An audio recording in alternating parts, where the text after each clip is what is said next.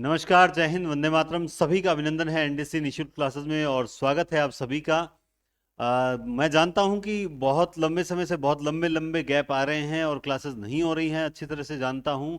लेकिन बहुत जल्द आपकी क्लासेस नियमित रहेंगी और सबसे अच्छी बात यह है कि फेब स्टार्टिंग यानी फरवरी स्टार्टिंग से जो है वो जीके स्कूल व्याख्याता के जीके की क्लासेस भी हम स्टार्ट कर देंगे और नियमित रूप से कर देंगे। एकदम तैयारी चल रही है। पॉलिटी जो स्टूडेंट बोल रहे थे कि सर हमें इंडियन पॉलिटी भी करवा दो, स्कूल व्याख्याता साथ साथ हो जाएगा, तो उनके लिए पॉलिटी से ही स्टार्ट करेंगे। इसके अलावा ज्योग्राफी की क्लासेस हैं वो भी रिकॉर्ड करेंगे। सब कुछ जो है सब सही समय पर करेंगे। जल्दबाजी में अगर हम मान लो आज क्लास स्टार्ट कर दें, जैसे अभी व्याकरण वाली में हो रही है कि भाई स्टार्ट तो कर दी, लेकिन समय का अभाव इतना है कि नहीं ले पा रहे हैं क्लास, तो अब उसमें आप लोग ये ना सोचें कि बस अब तो ऑफलाइन की तरफ ध्यान दे दिया। ऐसा कुछ नहीं है। वास्तविक रूप से समय नहीं मिल पा रहा था। सबसे बड़ी समस्या थी वो किताब को लेकर थी कि जो किताब मतलब बम्पर बुकिंग हुई उससे पहला जो स्लॉट था वो तो मतलब यूं दिखाई में चला गया। तो हाथों हाथ दूसरी प्लस हमने, आप देखेंगे जब आपके पास आएगी, कुछ स्टूडेंट्स, बहुत से स्टूडेंट नहीं बल्कि 99.99% स्टूडेंट्स ने हमारा सहयोग किया है और कहा सर कोई बात नहीं, लेट हो गई। उनको मैं आभार व्यक्त करता हूं उनके प्रति। कुछ स्टूडेंट ने बोला कि सर ऐसा कुछ नहीं होता, लेट हो गई, ये हो गई। देखो फर्स्ट किताब है, बहुत से अनुभव हमें नहीं थे और आप जानते हैं कि मैंने किसी पब्लिकेशन को नहीं दिया, तो वो भी थोड़ी दिक्कत आई। बाद में पब्लिकेशन चेंज करना पड़ा, हजारों तरह का मतलब बहुत सा नुकसान भी हुआ। लेकिन एक ये है कि जैसे तैसे करके एक बार जो है स्टूडेंट तक किताब पहुंचनी चाहिए और उसके बाद उसी किताब को जब मैं खुद करवाऊंगा तो निश्चित रूप से एक एक लाइन पर मैं खुद फोकस करूंगा कि भाई हमने ये लाइन कहां से ली है, नंबर एक। दूसरी बात ये कि अगर बाई चांस कोई छोटी मोटी त्रुटि रह जाए तो वो भी मैं सुधरवा दूंगा ताकि मुझे भी पता लग जाए, क्योंकि कोई त्रुटि रह ना जाए। बाकी हमने बहुत अच्छा चेक किया है और एक डेमो मैंने टेलीग्राम पर शेयर भी किया है, आपने किताब का डेमो देखा होगा। बस पॉइंट टू पॉइंट चला है, ज्यादा विस्तृत ज्ञान नहीं दिया है एग्जाम की दृष्टि से। अब विशेष रूप से आरपीएससी एग्जाम की दृष्टि से हमने किताब को अच्छा लिखने का प्रयास किया है। मनोज जी सर ने भी बहुत अच्छी मेहनत की है और मैंने अपने नोट्स जो हैं वो तो सारे उसमें ऐड किए ही हैं। इसके अलावा हमने कुछ जो भी अच्छी बातें लगी डॉक्टर नगेंद्र को, जैसे यूं मान लो आदिकाल जब आप पढ़ोगे तो आपको ऐसा लगेगा जैसे आप डॉक्टर नगेंद्र का आदिकाल ही पढ़ रहे हो, उस हिसाब से हमने आदिकाल को उसमें से शेयर किया है। तो अच्छे प्रयास हैं, कमियां तो और क्वालिटीज चलती, मतलब यूं मान लो कि गुण अवगुण नहीं देखे जाते, अच्छी चीज होनी चाहिए। और पहली चीज में समय लगता है। तो आप सबको धन्यवाद जिन्होंने बेसब्री से इंतजार जो कर रहे हैं। एक बात और, सर हमारी कब आएगी, हो सकता है आपने कमेंट करने स्टार्ट कर दिए होंगे, सर हमारी बुक अभी तक नहीं आई, हमने 2 तारीख को बुक की थी, 1 तारीख को बुक की थी। ऐसा अगर आप कमेंट कर रहे हैं तो मैं आपको जवाब अभी दे देता हूं कि सबकी किताबें A to Z जो भी शेष रह गए उन सब की किताबें कल हमारे पास दूसरा स्लॉट जयपुर से आ जाएगा और हम नेक्स्ट डे से पैकिंग स्टार्ट कर देंगे। और मैं वकायदा यूं मान लीजिए कि जिस दिन आपके हाथ में किताब पहुंच गई ना A to Z स्टूडेंट्स के, उसी दिन मैं आपकी क्लासेस स्टार्ट कर दूंगा यहां पर किताब की। सर कहां पर, यूट्यूब किताब की क्लासेस ऐसे नहीं, किताब में धीरे धीरे आपको बहुत से नए नए एक नई सोच के साथ लेकर चले हैं कि किताब को किस तरह से करवाएंगे। 10-10 पेज आपको पढ़ने के लिए देंगे, फिर उन 10 पेज को यहां पर करवाएंगे, किस तरह से करवाएंगे सब कुछ बताएंगे। लेकिन मैं एक बात आपको कह देना चाहता हूं, जो 105 क्लासेज अभी तक यूट्यूब पर ऑलरेडी पड़ी हैं, उनको प्लेलिस्ट बनाकर रखी हैं हमने, वो क्लासेज आपके लिए बहुत अनिवार्य होंगी। वो बहुत रिलैक्स माइंड से मैंने करवाई हुई क्लासेज हैं, वो आपको देखनी चाहिए, आपको वास्तव में फायदा होगा। जो ऑलरेडी सेकंड ग्रेड लग चुके हैं, जो ग्रेड थर्ड में ज्वाइनिंग ले चुके हैं, वो बहुत से स्टूडेंट्स उन क्लासेस को रेगुलर देख रहे हैं। जबकि जो वास्तव में जो विदेशी उपसर्ग से जूझ रहे हैं, विदेशी उपसर्ग समझ रहे हो, बेरोजगारी, बेरोजगार, बेहया, बेरहम, जो विदेशी उपसर्ग से अभी तक जूझ रहे हैं, वे अभी तक भी आलस कर रहे हैं कि अरे बाद में देखेंगे, विज्ञप्ति नहीं है। ऐसा कुछ नहीं है। विज्ञप्ति नहीं है तो भी हमें टाइम नहीं है, तो सोचिए विज्ञप्ति आने के बाद तो मतलब पूरा हमें सारे दूसरे काम छोड़ के आप लोगों के लिए लगना पड़ेगा। तो आप लोगों से यही निवेदन है कि वो 105 क्लासेस लगातार देखते रहिए। किताब को किस तरह से आपको करवाना है, किस तरह से आपको याद करवानी है, वो सब मैं देख लूंगा, आप टेंशन मत लीजिए। जो लेट हुई है उसकी मैं क्षमा चाहता हूं आप लोगों से, मैं व्यक्तिगत रूप से आपसे यूं मतलब मान लीजिए माफी मांग रहा हूं। लेकिन इस महीने में जैसा कि बोला था सबके पास पहुंच जाएगी, जो रह गए हैं उनके पास भी पहुंच जाएगी। इस वीक में सबकी किताबें पैक हो जाएगी और मैं बाकायदा टेलीग्राम पर शेयर कर दूंगा कि देख लो हमने सबकी किताबें पैक कर दी। और जो बीकानेर वाले स्टूडेंट शेष रह गए उनको हम व्यक्तिगत रूप से कॉल करके डायरेक्ट उनके सीधा बाय कोरियर के जरिए पहुंचाएंगे, लेकिन उन तक किताबें पहुंचा देंगे। जो स्टेट से बाहर हैं जैसे यूपी, बिहार, एमपी, वहां से भी बुक हुई है, उनके लिए भी स्पीड पोस्ट करवा रहे हैं सबके लिए, ताकि जल्द से जल्द आप तक किताब पहुंचे। तो थोड़ा सा जो भी असुविधा हुई है उसको लेकर मैं क्षमा प्रार्थी हूं, और मुझे नहीं लगता कि मुझे इतनी ज्यादा क्षमा मांगनी चाहिए। आप सब मेरे अपने हो और समझ रहे हो। और वास्तव में व्हाट्सएप पे मुझे यही बोला गया कि बहुत से स्टूडेंट ने कि सर कोई बात नहीं, चलो हम तो पूछ रहे थे, पता कर रहे थे। उनको मैं सल्यूट करता हूं, धन्यवाद, आपने पहली किताब में मेरा सहयोग किया, दूसरी किताब में इतनी प्रॉब्लम्स नहीं आएगी। और यकीन कीजिए आपने जो मुझ पर विश्वास और धैर्य बनाए रखा है उसका मैं भुगतान भी करूंगा, और आप देखेंगे कि वो भुगतान आपके हित में होगा, आपके सिलेक्शन में योगदान भी देगा। बहुत जल्द मैं आपके लिए अच्छी रणनीति के तहत उपस्थित होऊंगा। फर्स्ट पेपर फरवरी स्टार्टिंग में आपके स्टार्ट में कर दूंगा, और हिंदी जो है वो कंटिन्यू चल रही। व्याकरण के तुरंत बाद जो है वो स्नातक वाला पार्ट लेंगे, और शिक्षण विधियां भी करवाएंगे, लेकिन पहले स्नातक वाला पार्ट लेंगे। वो सेकंड ग्रेड और फर्स्ट ग्रेड में काफी कुछ कॉमन रहेगा। याद रखें जिनकी एमए हो चुकी है वो फर्स्ट ग्रेड और सेकंड ग्रेड दोनों पर फोकस रखें बराबर। जो भी क्लास होती है वो रेगुलर देखनी है, ठीक है। तो मैं सारी जानकारी एक साथ पहले ही आप तक पहुंचा चुका हूं, ताकि क्लास के बीच में मुझसे कोई नहीं पूछे सर ये कब होगा, वो कब होगा। अगर ऐसा कोई पूछेगा तो तुरंत आप में से कोई कमेंट कर देगा कि इस वीडियो को स्टार्ट से देखो, सर ने सारी बातें पहले ही बता दी है। बहुत बहुत धन्यवाद। आइए, तो हमने 15 नंबर क्लास की थी। अर्थ के आधार पर जो थे वो 8 वीडियोस थे, सॉरी, अर्थ के आधार पर 8 प्रकार के वाक्य थे। वीडियोस दिमाग में रह रहा है। 8 प्रकार के वाक्य पढ़े थे। आज हम जो पढ़ेंगे वो पढ़ेंगे रचना के आधार पर। तो हम रचना के आधार पर जब पढ़ेंगे कि भाई कितने वाक्य होते हैं, तब हम देखेंगे एक चीज कि रचना के आधार पर 3 प्रकार के वाक्य होते हैं। रचना के आधार पर कितने प्रकार के होते हैं? 3 प्रकार के वाक्य होते हैं। और वो सब आप जानते हैं कि एक होता है सरल वाक्य, दूसरा होता है मिश्र वाक्य, ठीक है, दूसरा होता है मिश्र वाक्य, और तीसरा जो होता है वो होता है संयुक्त वाक्य। ये 3 वाक्य होते हैं। स्टूडेंट पूछते हैं सर हम ऑनलाइन वालों को भूल गए क्या? याद रखें मैंने पहले भी कहा है ऑनलाइन वाले मेरे सबसे पहले हैं, नहीं भूलूंगा। और जो वादा किया है वो निभाया है, निभाएंगे और आगे भी निभाते रहेंगे, ठीक है। मिश्र वाक्य में 2 चीज का बड़ा रोल रहता है। एक होता है आश्रित उपवाक्य। क्या होता है? एक आश्रित उपवाक्य होता है, और दूसरा होता है प्रधान या मुख्य उपवाक्य। क्या होता है? प्रधान या मुख्य उपवाक्य। इन 2 को समझना जरूरी होता है। सरल वाक्य बहुत इजी होता है, अभी हम समझ लेंगे। संयुक्त वाक्य भी हम आगे समझ लेंगे, लेकिन मिश्र वाक्य में जो आश्रित और जो प्रधान मुख्य उपवाक्य होता है उसको समझना जरूरी है। तो सर क्या होते हैं, ये कैसे होते हैं? आप में से बहुत से स्टूडेंट मेरी क्लासेस लगातार 2-3 बार देख चुके हैं तो जानते हैं। देखो, जैसे मैंने पहले तो दिमाग में रखो कि जो आश्रित होता है, ये जो आश्रित उपवाक्य होता है, ये कोई भी किसी भी कनेक्टिव वर्ड से जुड़ते ही वाक्य क्या हो जाता है? आश्रित हो जाता है। समझ गए बात आप? किसी भी कनेक्टिव वर्ड से जुड़ते ही वाक्य क्या हो जाता है? आश्रित उपवाक्य हो जाता है। तो आप देखो मैं 3 वाक्य लिख रहा हूं, जैसे वह लड़की मिल गई जो मेले में खोई थी, है ना। वह लड़की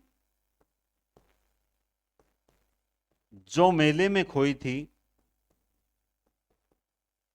जो मेले में खोई थी मिल गई, ठीक है। जो मेले में खोई थी, जो मेले में खोई थी, वह लड़की मिल गई, ठीक है।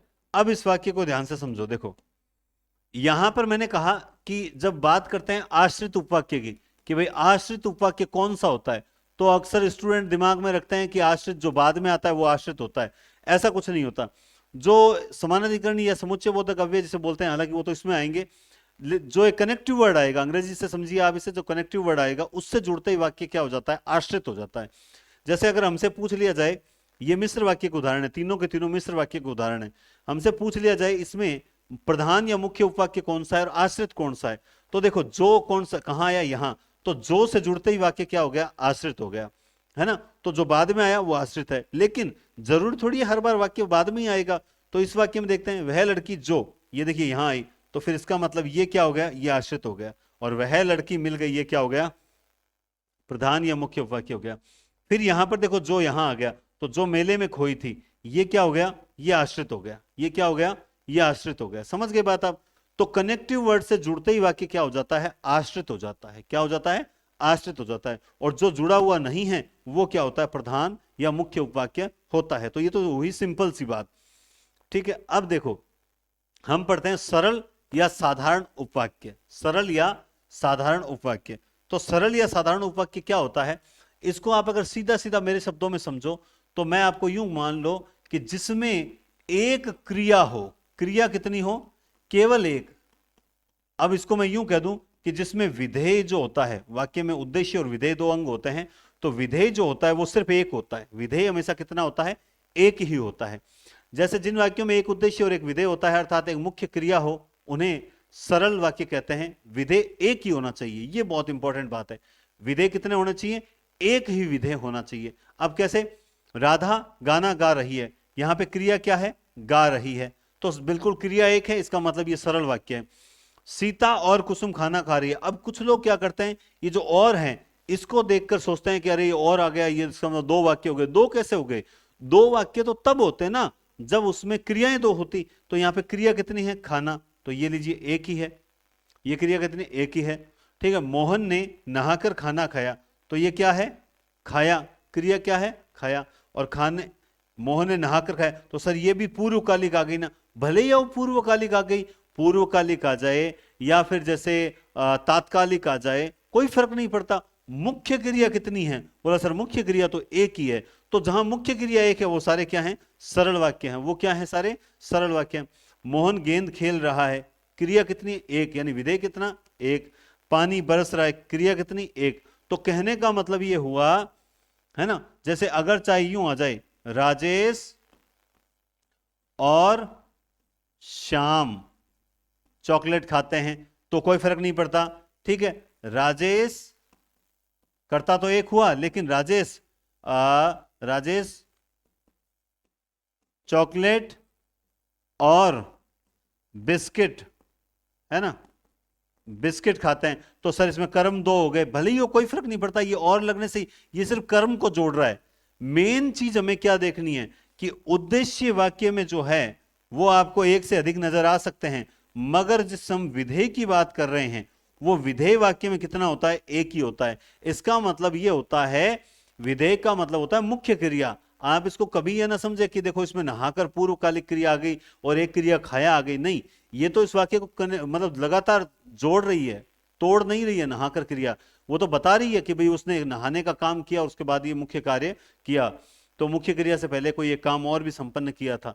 मुख्य क्रिया वाक्य में एक ही है, खाना खा रही है, गा रही है, खेल रहा है, बरस रहा है। तो इस बात को विशेष विशेष ध्यान में रखना, ठीक है। अब आइए संयुक्त वाक्य। क्या है, संयुक्त वाक्य।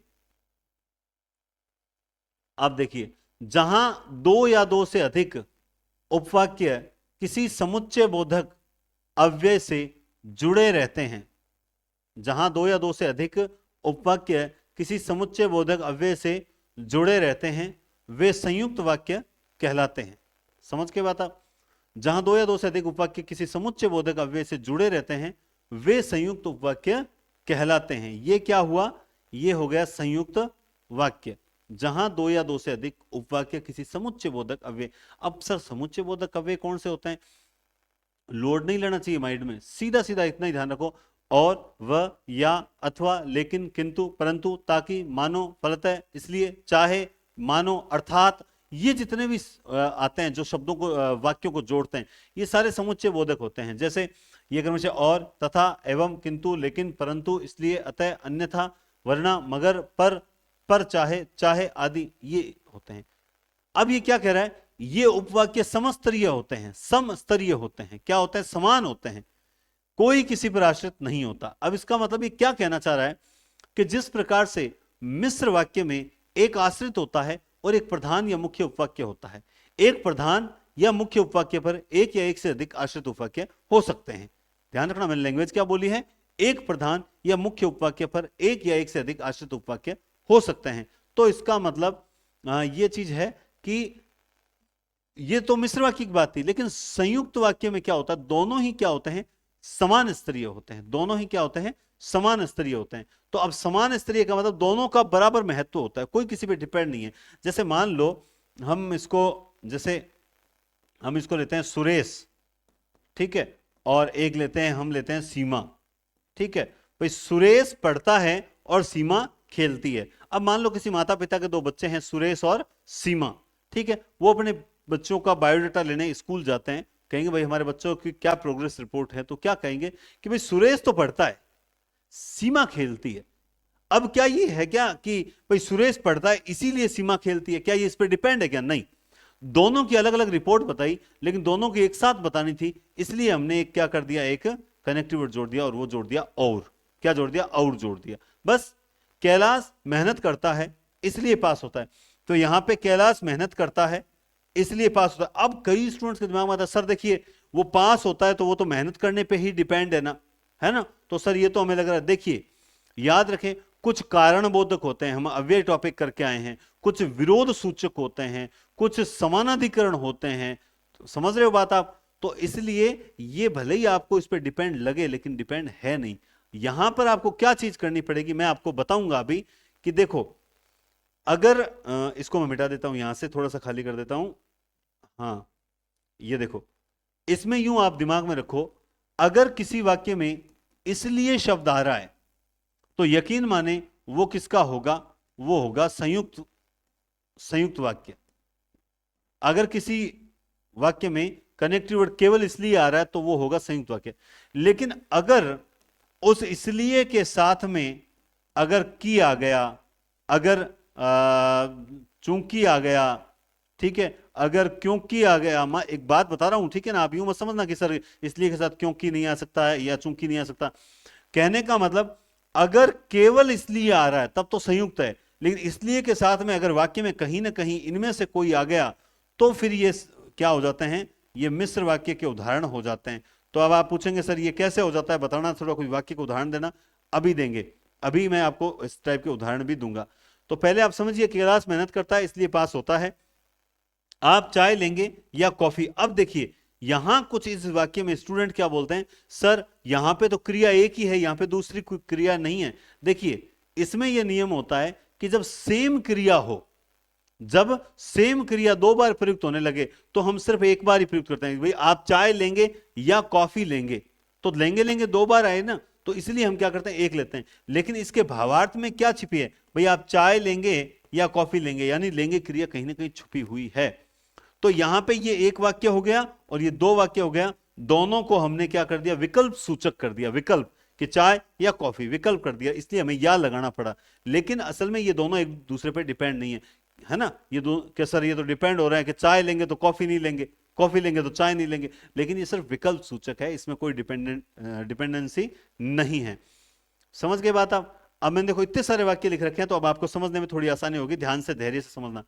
देखिए चाहे हिंदी में लिखें या अंग्रेजी में, तो अब देखिए चाहे हिंदी में लिखें या अंग्रेजी में, तो इसका मतलब कि ये अंग्रेजी में लिखें, यहां पर भी कोई न कौन सी क्रिया छिपी हुई है, बोला यहां पर भी लिखे क्रिया छिपी हुई है। तो जब सेम क्रिया आती है तब हम कभी लिखते नहीं है, क्रिया को एक ही बार लेते हैं। रिपीटेशन नहीं होना चाहिए, रिपीटेशन से वाक्य का सौंदर्य नष्ट होता है। वे व्यस्त हैं इसलिए नहीं आएंगे। अब आप देखिए यहां पर इसलिए एक बार आया है, इसके साथ कोई की, क्योंकि, चूंकि, ताकि ये नहीं है, नहीं है, इसका मतलब ये संयुक्त है। लेकिन अब देखिए अगला ही वाक्य देखना, वे इसलिए नहीं आएंगे क्योंकि, अब देखिए इसलिए के साथ वाक्य में क्या आ गया, क्योंकि आ गया, तब ये क्या हो गया, ये मिश्र वाक्य हो गया। तब ये क्या हो गया, ये हो गया मिश्र वाक्य। वे व्यस्त हैं इसलिए नहीं आएंगे, और वे इसलिए नहीं आएंगे क्योंकि वे व्यस्त हैं, क्योंकि वे व्यस्त हैं। बात समझ रहे हो? जब यहां पे अच्छा एक चीज और अंतर देखिए, एक अंतर और देखिए, मान लो पेपर में थोड़ा सा वाक्य अलग टाइप का जाए तो भी मैं आपको एक तरीका बताता हूं। देखिए, वे व्यस्त हैं, ये एक क्रिया आ गई, और क्रिया के ठीक बाद में इसलिए आया, और फिर दूसरी क्रिया आ गई। तो यानी ये जो इसलिए आता है, ये दो क्रियाओं के अगर मध्य आ रहा है तो संयुक्त वाक्य है। जबकि यहां देखिए, वे इसलिए, ये इसलिए जो है वो तुरंत कर्ता के बाद आया, दो क्रियाओं के मध्य नहीं आया। वे इसलिए नहीं आएंगे क्योंकि, तो एक क्रिया तो ये हो गई और दूसरी क्रिया हो गई ये।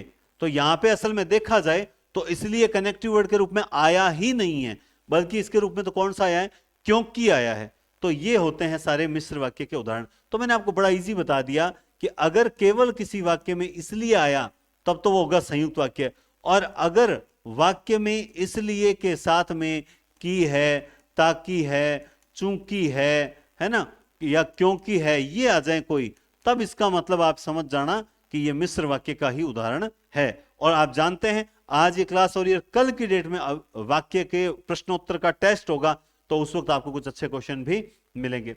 और कल मैं जो है 10 क्वेश्चन इतने शानदार आपको बताऊंगा जो आपको निश्चित रूप से कंफ्यूज करेंगे, और आप गलत करने का जहां तक मैं समझ रहा हूं आप गलत करोगे ही करोगे। तो देखते हैं, कल मिलते हैं, अपन लाइव मिलेंगे कल। राधा बीमार है, ये लीजिए, इसलिए स्कूल नहीं आई, तो ये हो गया संयुक्त वाक्य। क्या हो गया, संयुक्त। लेकिन राधा इसलिए स्कूल नहीं आई क्योंकि वह बीमार है, तो ये क्या हो गया, ये हो गया साहब मिश्र वाक्य। बात को मैं जहां तक समझता हूं, बात आपके समझ में आ रही होगी, है ना। करुणा बाजार गई थी परंतु सुमन घर पर ही थी। तो यहां पे देखिए, करुणा बाजार गई थी एक क्रिया हो गई, फिर आ गया परंतु, फिर सुमन घर पर ही थी। तो ये आप जानते हैं कि परंतु, लेकिन, किंतु, ताकि, फलत, या, वा, अथवा, ये सारे के सारे संयुक्त वाक्य में आते हैं। वह नालायक है, फिर भी, ये भी संयुक्त वाक्य का, उसे नौकरी मिल गई। अरे वह पढ़ता नहीं था, फिर भी उसे नौकरी मिल गई। अरे वह नालायक है, फिर भी उसे नौकरी मिल गई। तो इस तरह के उदाहरण हम पढ़ते हैं। देखिए, एक चीज मैं आपको जरूर बताना चाहूंगा कि हाथी के दांत दिखाने के और होते हैं और खिलाने के और होते हैं, ये आपने सुना होगा। लेकिन मैं आपको ऑफलाइन बैच पे एक छोटा सा एक्सपेरिमेंट बताता हूं कि ऐसे स्टूडेंट्स, आप जानते हैं कि मारवाड़ी में मसाणियों बैराग है ना, तो जब वैकेंसी नहीं आती है, या फिर यूं मान लीजिए कि जिनको मान लो जब जोश ज्यादा होता है, तब एक बार होता है सर ऑफलाइन कोचिंग करनी है या फिर ऑनलाइन पढ़ना है, सर कोर्स आपका पेड नहीं है क्या, इस तरह की बातें होती हैं। लेकिन असल में पढ़ने वाले कितने होते हैं, सारे पढ़ने वाले होते हैं, बिल्कुल नहीं होते। जैसे यहां पे एक अनुभव ये रहा कि कुछ स्टूडेंट्स को वास्तव में सुविधाएं चाहिए, सर ये चीज नहीं है आपके, ये नहीं है सर, डिजिटल बोर्ड पे आप ऑफलाइन नहीं पढ़ाते। मैं तो कहता हूं डिजिटल से 1000 गुना अच्छा होता है व्हाइट बोर्ड, 1000 गुना अच्छा व्हाइट बोर्ड होता है। ये हमें सिर्फ एक सुख सुविधा के रूप में नजर आता है, लेकिन व्हाइट बोर्ड की होड़ कभी नहीं कर सकते। लेकिन सर व्हाइट बोर्ड डिजिटल पे ऑफलाइन नहीं पढ़ाते इसलिए हम नहीं पढ़े, कितनी मूर्खतापूर्ण बात है ये। आगे और सुनिए, सर हमारा मन नहीं लगता, ये कितनी मूर्खता। आप मन लगाने के लिए आ रहे हो यहाँ पे, यहाँ पे मैं कोई हिमाचल की रोहतांग दर्रा है या फिर यहाँ पे मनाली है, कुल्लू है, जो यहां पर आपको गर्मियों की छुट्टियों का आनंद लेने के लिए आ रहे हो। यहां संघर्ष है, और संघर्ष करना हर किसी के वश की बात नहीं है। युद्ध भूमि से बहुत पीछे हटते हुए भी हमने देखे हैं, ये चीज होती है ना। यहां किसी को होता है नहीं ये तो मतलब लोग चकाचौंध देखना चाहते हैं। तब मुझे एहसास होता है कि वास्तव में सबका सिलेक्शन क्यों नहीं होता, और कुछ योग्य होते हुए भी सिलेक्शन क्यों नहीं ले पाते, क्योंकि अधजल गगरी छलकत जाए, उन्हें ऐसा लगता है अगर हम इतना तो हमें आता है हम कर लेंगे, और वही पॉइंटों से चूक जाते हैं। उसके बाद उन्हें एहसास होता है कि यार थोड़ी सी गलती कर दी, न जाने ये मूर्खता क्यों करते हैं। इसके अलावा एक छोटा सा उदाहरण और बताता हूं कि कई बार कुछ स्टूडेंट्स का लगता है कि यार ये पढ़ते नहीं होंगे, यार इनको समझ कम होगा, लेकिन वो जब टेस्ट होता है तब वो अपनी अच्छी परफॉर्मेंस देते हैं। ऐसे 2-3 स्टूडेंट्स हमें इस बार ऑफलाइन बैच में मिले, जो लगा था कि इनको थोड़ा कम समझ आ रहा है, इस पर विशेष ध्यान देना चाहिए। लेकिन उससे पहले ही उन्होंने जो कल टेस्ट हुआ, मैंने टेलीग्राम पे शेयर किया था, उसमें उन्होंने बहुत अच्छा प्रदर्शन किया, है ना। तो निश्चित रूप से ऐसा बढ़िया लगा कि जैसे डूंगरगढ़ से हैं, एक जोशी है लड़की है, एक सवाई माधोपुर से सचिन मीणा है ना, तो मैं उनका नाम भी लूंगा यहाँ पर। और यहाँ बीकानेर से ये है एक वैशाली देवड़ा, ये कुछ ऐसे स्टूडेंट्स हैं, और भी 1-2 स्टूडेंट्स हैं जो जिनका ये था कि ये शायद इनको कम समझ आ रहा होगा थोड़ी सी, लेकिन उन्होंने बहुत अच्छी परफॉर्मेंस की। तब लगता है कि वास्तव में पढ़ने वाले स्टूडेंट्स होते हैं, वो दिखावा नहीं करते, वो चुपचाप बैठे रहते हैं और पढ़ने पर ध्यान देते हैं। और कुछ लोग सिर्फ और सिर्फ चकाचौंध इधर उधर, आप याद रखें, बोर्ड कोई सा भी हो, मेन होता है पढ़ाने वाला, समझाने वाला। नहीं ऑनलाइन पे सर, ऑनलाइन और ऑफलाइन में कोई, मैं तो भेदभाव में हमेशा बोलता हूं, हर फोन पे बोलता हूं कि भेदभाव बिल्कुल नहीं करता। यहां पर जितना मन से पढ़ाता हूं उतना ही मन से वहां पढ़ाता हूं। 105 क्लास बहुत अच्छी क्लास है, लेकिन क्या सबने देखी? नहीं देखी। क्या सब रेगुलर है? नहीं रेगुलर। आप में से अभी जो लाइव हो ना, उसमें से 90% रेगुलर देख रहे हैं क्लास, मैं जानता हूं, क्योंकि वो 90% ही असल में स्टूडेंट्स हैं। वो 90% जो स्टूडेंट्स हैं जो वीडियो का इंतजार करते हैं, वो व्हाट्सएप पे बोल देते हैं सर आपकी क्लास नहीं आ रही है, हमें बुरा लग रहा है। वो है, वो जब हमें डांट भी देते हैं ना, तो हमें लगता है कि नहीं यार ये अपने हैं इसलिए डांट रहे हैं, जबकि वो डांट नहीं रहे, वो चाहते हैं कि सर हम आपकी क्लास लें। अभी जो एक आप कमेंट देखते हो, प्रेरक शर्मा, मैं उसका नाम भूल गया, कन्हैयालाल शर्मा, जो आईडी आती है प्रेरक शर्मा, वो बहुत पहले 27 दिसंबर से आके बैठ गया बीकानेर की करूंगा तो आपकी ऑफलाइन। जब उसका फर्स्ट रिजल्ट टेस्ट हुआ, उसमें उसका नाम देख लीजिए टॉप 5 में है। मुझे ऐसे ही स्टूडेंट्स की तलाश है जो अपने एक बार त्याग की भावना से आकर क्लास अटेंड करें और बोले सर हम सिलेक्शन लेकर जाएंगे। मुझे भीड़ थोड़ी चाहिए, और ना ही मुझे ऑनलाइन भीड़ चाहिए, मुझे तो पढ़ने वाले स्टूडेंट चाहिए। इसीलिए मैं बोल रहा हूं कि 1000 सिलेक्शन देंगे शिक्षक भर्ती में। 2024 और 25 जो है, जिसमें तीनों भर्तियां होगी, read, second grade, first grade, उसमें 1000 शिक्षक एनडीसी क्लासेस के नाम होंगे। ये याद रख लेना। आज जो वर्तमान में स्कूल व्याख्याता पद पर जो सिलेक्टेड लोग हैं, वो आने वाली पीढ़ी जो बच्चे हैं, जो फ्रेशर हैं, उनको कह रहे हैं कि इस चैनल को देखो। मुझसे मेरे पास फोन आता है सर फलान जी जो स्कूल व्याख्याता सेकंड ग्रेड, थर्ड ग्रेड तीनों में सिलेक्ट हुए, उन्होंने हमें सजेस्ट किया है। निश्चित रूप से भले ही मैं थोड़ा अब्सेंस रह रहा हूं, लेकिन जब जब पढ़ाया है ईमानदारी और मन से पढ़ाया, और वो जो ईमानदारी से पढ़ाया गया वो आप पे मतलब आपको फायदा भी करवाएगा। बस मेरी एक ही आपसे अरदास है, निवेदन है, गुजारिश है कि 105 क्लास है हिंदी साहित्य की, आप चाहे जी दुखा के देखें, कैसे भी करें, आपको सिलेक्शन चाहिए, आप उनको बहुत स्पीड से दिन में 2-2 3-3 क्लास देख के पढ़ लेना। मैं बहुत जल्द कुछ ऐसा मटेरियल लेकर आ रहा हूं आपके लिए जो आपके लिए वास्तव में रामबाण सिद्ध होगा। दुनिया जब तैयारी करने की सोचेगी, तब तक आपकी तैयारी हो चुकी होगी, मैं आपको वहां तक ले जाऊंगा। बस आप थोड़ा सा धैर्य रखना, क्योंकि सारा काम अकेले पे, आज भी 3 साल हो गए मुझे, लेकिन अभी भी मुझे A to Z काम अकेले को करना पड़ता है। और आप जानते हैं कि इतना एक आदमी के लिए पॉसिबल नहीं होता। कई बार तो मैं खुद भी थोड़ा मेंटली थक जाता हूं। तो आप थोड़ा सा कोऑपरेट करते रहें, और मैं आपके लिए बेस्ट से बेस्ट करूंगा, और बहुत जल्द आपको पूरा कोर्स निःशुल्क करवा दूंगा, ये आपसे वादा है। आप थोड़ा सा धैर्य रखना।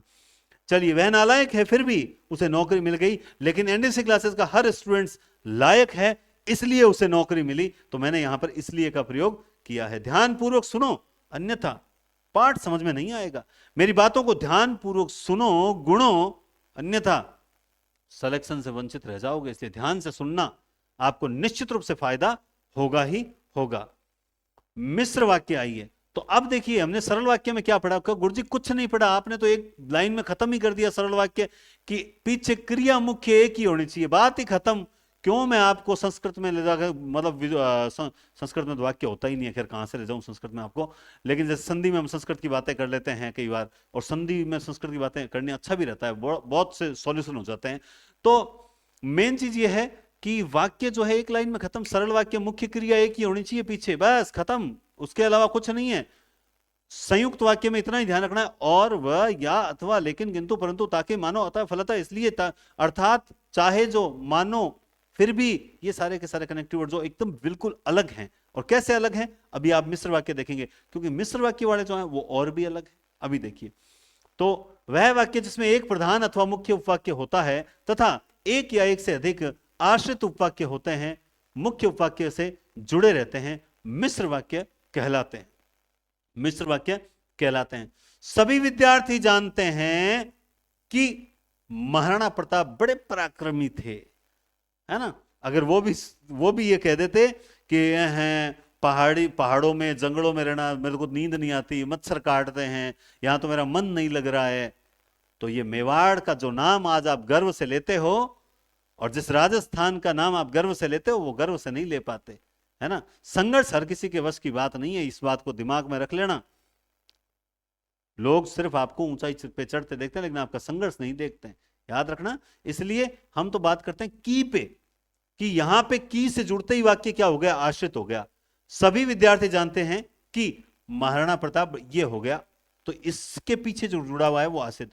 अब कई बार इसे घुमा देते हैं, सुनीता सुनीता बाजार से आ गई थी, मोहन जानता था, है ना।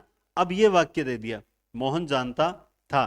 अब आप देखिए, यहां पे हम जब देखेंगे सुनीता बाजार से आ गई थी, मोहन जानता था, तो यहां पे की दिया ही नहीं उन्होंने। अब की कहां आएगा, तो मोहन जानता था कि सुनीता बाजार से आ गई थी। तो आपको वाक्य का भाव समझना होगा कि अगर इस वाक्य में की आता तो कहां आता। तो हम जानते हैं मोहन जानता था कि सुनी, अब कुछ लोगों के दिमाग में क्या रहता है कि की बीच में आता है, सुनीता बाजार से आ गई थी कि मोहन जानता था। सोचिए, ऐसा थोड़ी होगा, मोहन जानता था कि सुनीता बाजार से आ गई थी, है ना। तो यहां पे की आएगा तो यहां आएगा, तो आश्रित कौन सा हुआ, ये आश्रित हुआ, और मुख्य उपवाक्य कौन सा हुआ, ये मुख्य उपवाक्य हुआ। बस सिंपल सी बात है, समझ गए बात। अब इसमें भी एक तरीका और भी आ जाता है, जैसे कई बार वो यूं दे देते हैं, गांधी जी ने कहा अहिंसा अहिंसा परम धर्म है। गांधी जी ने कहा अहिंसा परम धर्म है। अब इस वाक्य में की कहां आएगा, तो गांधी जी ने कहा कि अहिंसा, तो इसका मतलब की आएगा तो कहां आएगा, तो ये क्या हो गया, ये हो गया आश्रित उपवाक्य, और ये हो गया मुख्य उपवाक्य। बस सिंपल सी बात है, बात समझ आ गई। तो आश्रित और मुख्य उपवाक्य की बात तो हमारे 3-4 बार हो गए। अब देखो, हम पढ़ रहे हैं मिश्र वाक्य। मिश्र वाक्य के 3 भेद और होते हैं। तो सर 3 भेद और होते हैं, बिल्कुल होते हैं। सबसे पहला जो भेद होता है वो होता है संज्ञा आश्रित। कौन सा होता है, संज्ञा आश्रित। अब मैं अगर आपको यूं समझाऊं कि प्रधान या मुख्य उपवाक्य की संज्ञा, जो आश्रित उपवाक्य होता है वो प्रधान या मुख्य उपवाक्य की संज्ञा पर आश्रित रहता है, और इस वाक्य में आपको यूं समझना पड़ेगा, यूं समझना पड़ेगा, कुछ नहीं समझ आएगा, माइंड खराब हो जाएगा। सिंपल सी एक ही लाइन में ध्यान रखो, और वो ध्यान की कि ये हमेशा की संयोजक से जुड़े रहते हैं। चाहे तो की सामने दिखाई देगा, चाहे छिपा हुआ होगा, लेकिन होगा क्या उसमें, कि होगा ही होगा। इसका मतलब हमें अगर वाक्य में की दिख जाए तो समझ जाओ कि वो संज्ञा आश्रित है। सीता नहीं चाहती कि तुम सफल हो जाओ। अरे तुम्हारे स्टूडेंट, तुम्हारे संगी साथी नहीं चाहते कि तुम सेलेक्ट हो जाओ। सर मेरे साथ तो कोई आने वाला नहीं है। मैं उनको धन्यवाद देता हूं, सूर्य कुमारी मीणा बांसवाड़ा से पढ़ने के लिए यहां आई है। बांसवाड़ा से काफी दिन तक उन्होंने साथ ढूंढा, नहीं मिला, अकेले आ गए, और मैंने पूरी अच्छी व्यवस्था करवा के दी, अच्छी जगह 4-5 लड़कियों को व्यवस्था की, टेबल पढ़ने के लिए, सब कुछ। ये कहां बांसवाड़ा, कहां बीकानेर। साथ मत देखिए, सिलेक्शन आपको चाहिए ना। जिस दिन आपका सिलेक्शन हो गया या फ्रेंड का सिलेक्शन हो गया, उस दिन वो आपका साथ लेकर जाएगा, बोलेगा भाई नहीं मैं तो जाऊंगा, मेरे तो ज्वाइनिंग है। कोई नहीं साथ देने वाला। अपनी लड़ाई खुद को ही लड़नी है, अपनी लड़ाई खुद को ही लड़नी है। और हर बार की तरह इस बार भी एक है कि 2-3 स्टूडेंट इस तरह मिल जाते हैं जो सुविधाओं को देखते हैं, और इसीलिए हमारे पास 2-3 है। 50 स्टूडेंट्स का टेस्ट जो है वो 500 स्टूडेंट्स तक भी पहुंचेगा ऑफलाइन में, और निश्चित रूप से आप, अब मैं क्या बताऊं आपको, आप कहोगे सर आप, वो एक बार कमेंट कर रहा था वो लड़का, मुझे पता नहीं, कि फेंकू गुरुजी। तो अब देखो, तो हमारे मतलब लोग तो हमारे आदरणीय देश के जो हैं बड़े बड़े नेता, उनके लिए भी बोल देते हैं फेंकू शब्द, है ना। लेकिन एक बात ध्यान रखें कि जो करता है ना वही बोलता है। और यहां जो जो तैयारी कर रहे हैं ना, एक एक लाइन से क्वेश्चन, जो नोट्स हैं एक एक लाइन से क्वेश्चन बना रहे हैं, और अब तक आदिकाल से 200 प्रश्न तैयार किए नए, जो आपको किसी किताब में नहीं मिलेंगे। 200 प्रश्न तैयार किए, भक्ति काल से 200 प्रश्न तैयार करके इस तरह के प्रश्न तैयार कर रहे हैं, और वो सारे प्रश्न मैं आपको यूट्यूब पर करवाऊंगा।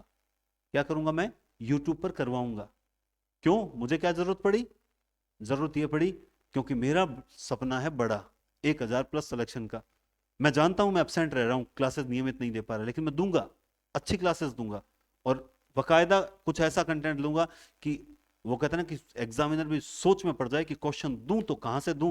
हर लाइन से क्वेश्चन पढ़ चुके हैं स्टूडेंट, वहां तक मैं तैयारी करवाऊंगा। जो तैयारी कोई नहीं करेगा, टेस्ट कॉपी पेस्ट आपको मिल जाएगी, लेकिन व्यक्तिगत खुद के हाथ से बनाए हुए क्वेश्चन आपको नहीं मिलेंगे। और जिस दिन मैं लेकर आऊंगा ना ऑब्जेक्टिव, उस दिन आप खुद कहोगे सर वास्तव में ये क्वेश्चन हमें किताबों, ठीक है कुछ 10% 20% तो वही है कि सरहपा जो हिंदी का प्रथम कवि कौन है तो बोल दिया सरहपा है, किसने माना है राहुल सर, ऐसे क्वेश्चन तो आपको मिल जाएंगे।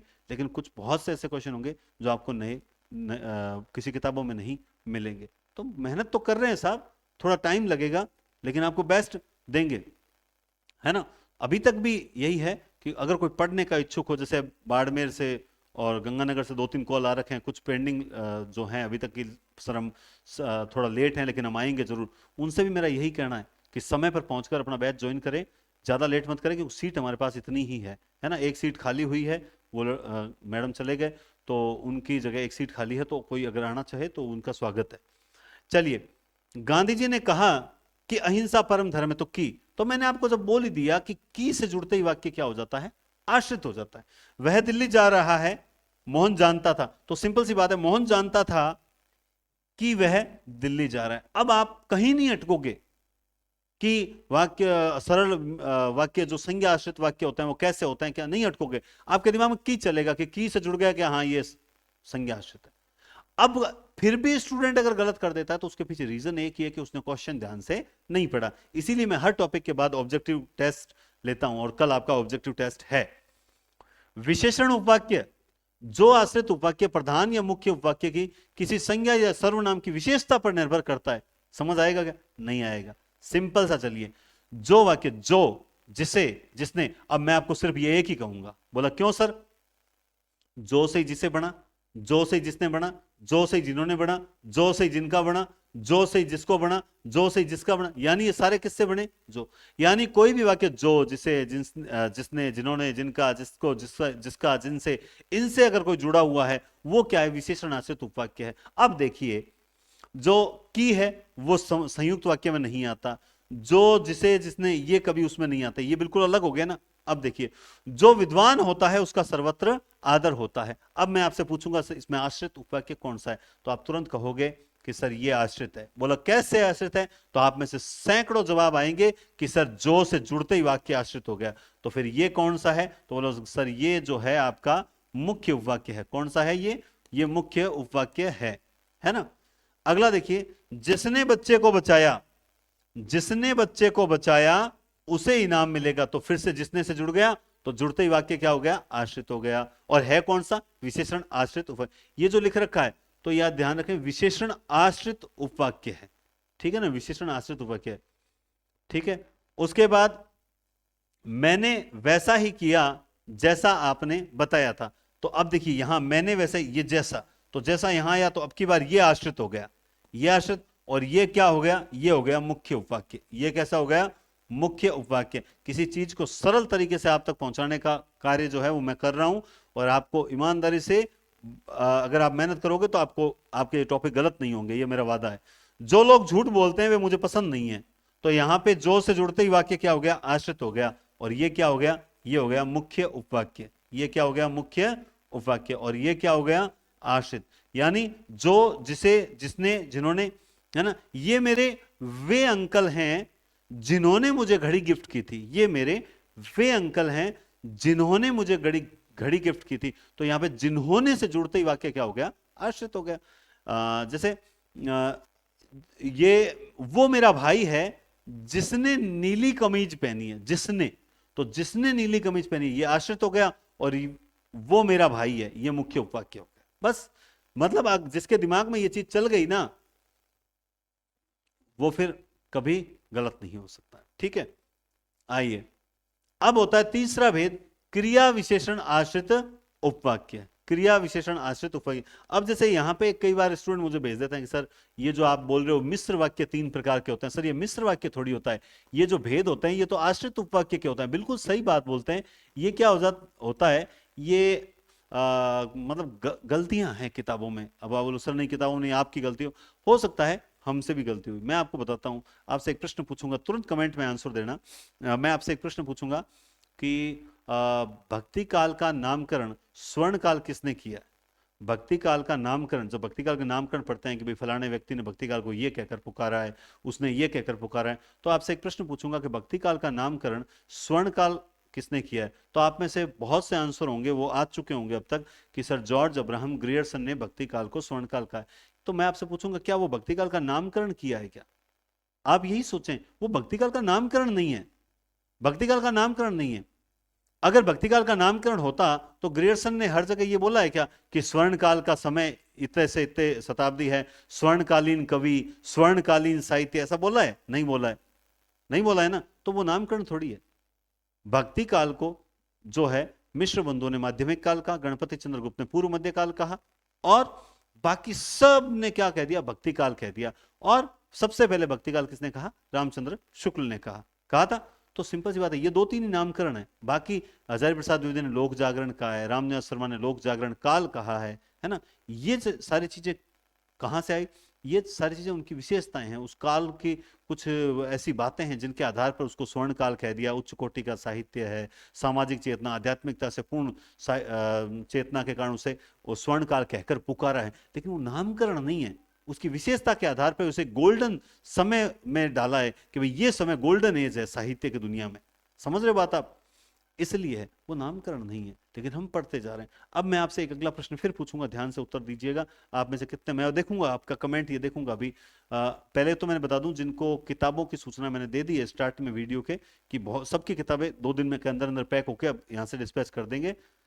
सर हमारे पास फोन नहीं है, जिनके पास फोन नहीं है उनके पास भी आ जाएगा। अब आई अगर आपसे मैं पूछूं कि भक्ति काल को, हाँ चलो ये तो अब नहीं पूछूंगा, ये तो अगली क्लास में पूछूंगा, अभी पूछूंगा तो आपको पता लग जाएगा। चलिए, अरे सर पूछ लो पूछ लो पूछ लो, नहीं अगले में पूछेंगे। चलिए, सीता नहीं जानती थी कि तुम सफल हो जाओगे, ये सारे हो चुके हैं। आइए, अब है क्रिया विशेषण आश्रित उपवाक्य। तो ये जो होता है, ये सेम वही नियम है, लेकिन इसमें ध्यान रखना ये होता है, इसके 5 भेद होते हैं। कितने भेद होते हैं? 5। ये प्रश्न मुझसे केवीएस पीजीटी इंटरव्यू के दौरान पूछा गया था कि वाक्य किसे कहते हैं, आश्रित उपवाक्य किसे कहते हैं। फिर बोला कि मिश्र उपवाक्य जो होते हैं उनके कितने भेद होते हैं, जो मिश्र आश्रित उपवाक्य होते हैं उनके कितने भेद होते हैं। तो मैंने बताया था 5। फिर बोला 5 के नाम बताओ, यूं करके मतलब वो हर आपके उत्तर में से प्रश्न निकालते जाते हैं। तो पूछा था कालवाचक क्रिया विशेषण आश्रित उपवाक्य, एक होता है कालवाचक, एक होता है रीतिवाचक, एक होता है परिमाण, एक स्थान, और एक होता है, ये इंपॉर्टेंट है, कार्य कारणवाचक। अब आप देखिए, जो कालवाचक क्रिया विशेषण आश्रित उपवाक्य होता है, सिंपल है, काल यानी समय, समय बताने के लिए हमें जब तब का यूज लेना पड़ेगा।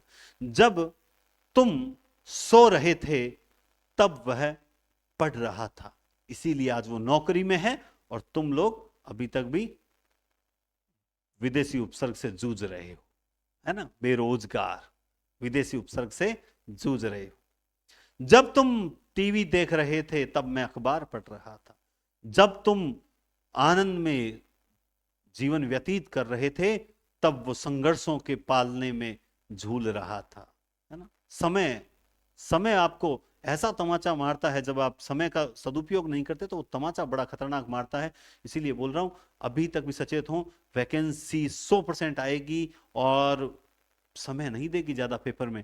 फिर लास्ट 2-3 महीने में आप जो तैयारी करोगे वो उनसे तो पीछे रहोगे जो अभी से लगे हुए हैं जी जान लगा के। समझदार बनिए, है ना। कई बार लोग क्वेश्चन मार्क तो हम पे ही लगा देना, अरे आप तो सेकंड ग्रेड हो, हमें फर्स्ट ग्रेड वालों क्या पढ़ाएंगे। अनुभव याद रखें, ज्ञान से महान है। हमारे भी जो अनुभवी हैं, जो अध्यापक हैं पूरे राजस्थान में, बड़े बड़े अध्यापक हैं, आप जो कई हमारे बीकानेर में भी हैं, जयपुर में भी मैं कई टीचर्स को जानता हूं, सब वो हमसे अनुभवी है, तो हम उनका सानिध्य प्राप्त करते हैं। अनुभव ज्ञान से भारी है, हमेशा ध्यान रखना। ये ग्रेड मायने नहीं रखता है, ग्रेड बिल्कुल मायने नहीं रखता है, लेकिन अनुभव बहुत इंपॉर्टेंट है। तो इसलिए कह रहे हैं समय का सदुपयोग करें, जहां भी जो भी सुटेबल हो, ऑफलाइन ऑनलाइन पढ़ो, समय रहते सब एक बार कोर्स कर लो बस, उसके बाद आपका स्पीड से होगा। तो जब तब ये होता है समय यानी काल सूचक। रीतिवाचक, रीति यानी क्रिया के होने का तरीका पता चलता है। जैसे जैसे रात बढ़ेगी वैसे वैसे सर्दी भी बढ़ती जाएगी। तो जैसे जैसे वैसे वैसे, जैसे जैसे परीक्षा नजदीक आती जाएगी वैसे वैसे सांसें फूलती जाएगी और इतनी फूल जाएगी कि कई बार फट भी जाती है। तो परीक्षा नजदीक आने से पहले जो तैयारी होती है वही हो जाती है, लास्ट 15 दिन में तैयारी नहीं होती, वो तो रिवीजन होता है, वो तो रिवीजन होता है। परिमाणवाचक क्रिया विशेषण आश्रित उपवाक्य, जितना दूध डालोगे उतना पी जाऊंगा। कितना बोला? जितना, उतना, जितना तुम डालोगे। तुम सर आप जितने नोट्स दोगे हम उतने याद कर लेंगे, जितना उतना।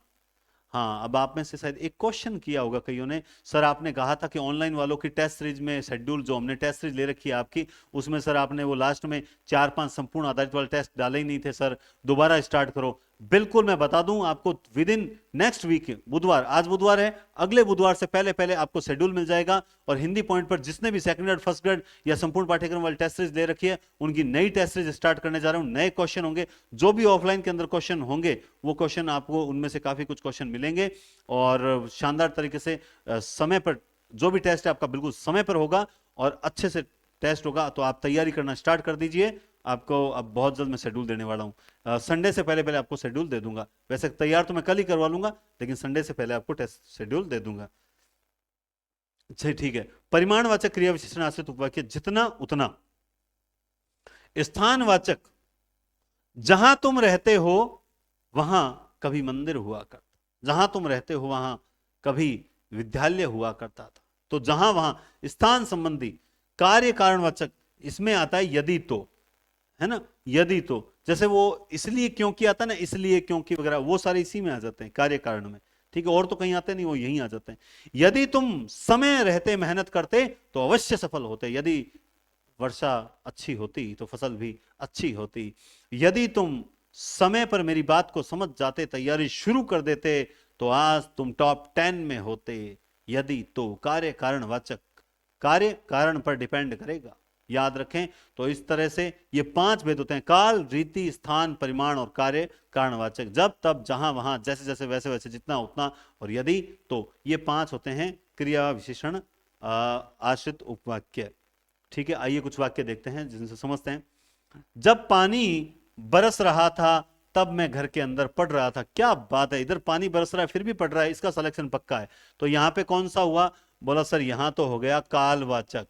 बच्चे वैसा ही करते हैं जैसा उन्हें सिखाया जाता है। बिल्कुल, जैसा करेंगे, जैसा वैसा उन्हें, वैसा करते हैं जैसा उन्हें सिखाया जाता है। सर ये तो तरीके पे पता चल रहा है, इसका मतलब ये सर रीति है। बिल्कुल, जितना तुम पढ़ोगे उतना समझ आएगा। सर हमें समझ नहीं आता, याद नहीं होता।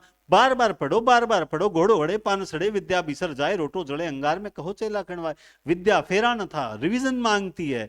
एक बार समझ नहीं है, 2 बार, 3 बार, 4 बार, 5 बार, आखिर कब तक समझ नहीं आएगी? बचपन में जब इतना सा माइंड था, तब वो टीचर, वो मैडम हमें 2 के, 3 के, 4 के, 5 के, 6 के, 10 के, 15 के, 20 के, 25 के, 30 तक पहाड़े याद करवा देती थी। कैसे करवा देती थी? रोज याद करवाती, रोज याद करवाती थी।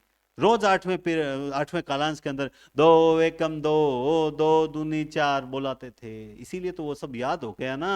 अ से अनार, वो आज भी याद है। क्यों? अनार, अ से अनार लास्ट टाइम कब पढ़े थे पता ही नहीं सर, कितने साल पहले हो गए, अब तक याद है। क्योंकि फेरा था, फेरा था, फेरा था, बार बार फेरा था। जितना तुम पढ़ोगे उतना समझ आएगा, है ना। जहां तुम रहते हो वहां मंदिर हुआ करता था। जहां वहां, यद्यपि तुम होशियार हो तो भी तुम्हें पढ़ना पड़ेगा। यद्यपि, ये उन लोगों के लिए बात है जो अपने आप को व्यर्थ में होशियार समझ के बैठे हैं। याद रखें, पेपर अटेंडिंग में मैंने कई होशियारों को बाहर होते और कई जो कमजोर समझे जाते थे उनको मैंने सेलेक्ट होते देखा है। पेपर अटेंडिंग बहुत बड़ी कला है। Practice makes man perfect. याद रखें, लगातार प्रैक्टिस करें। आप जहां भी हो, जहां रह रहे हो, जहां घर पे हो, प्रैक्टिस पे प्रैक्टिस करना। और आप लोगों की प्रैक्टिस के लिए मैं इसी वीक, यानी कल परसों के अंदर अंदर मैं आप लोगों को जो है शेड्यूल दे दूंगा। और अब की बार निवेदन है हाथ जोड़ के कि टेस्ट ढंग से पूरे के पूरे जने देना। सर अभी तो मेरे फलाना काम है, अभी तो मेरे फलाना काम है, अभी तो मैं टेस्ट दे नहीं पा रही हूं, दे नहीं पा रहा हूं, इस तरह करते हो तो कोई मतलब नहीं है टेस्ट सीरीज का, है ना।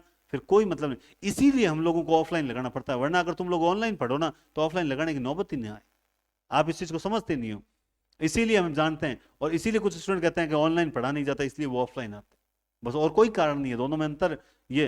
बस यहां थोड़ा सा आई टू आई कांटेक्ट होके एक एक स्टूडेंट पे ध्यान दे दिया जाता है। ओएमआर से रिटर्न टेस्ट होता है, ठीक है, और टेस्ट होने के बाद एक एक क्वेश्चन पे चर्चा हो जाती है। यहां चर्चा नहीं होती है, बस इतना रहता है, और कुछ कारण नहीं है। बाकी बेस्ट से बेस्ट देने का प्रयास करेंगे। उम्मीद करते हैं आज काफी दिनों बाद आपको लाइव आकर अच्छा लगा होगा। और मैं ईमानदारी से बोल रहा हूं, यहाँ इस प्लेटफॉर्म, ये मेरी जिंदगी का बहुत बड़ा हिस्सा है।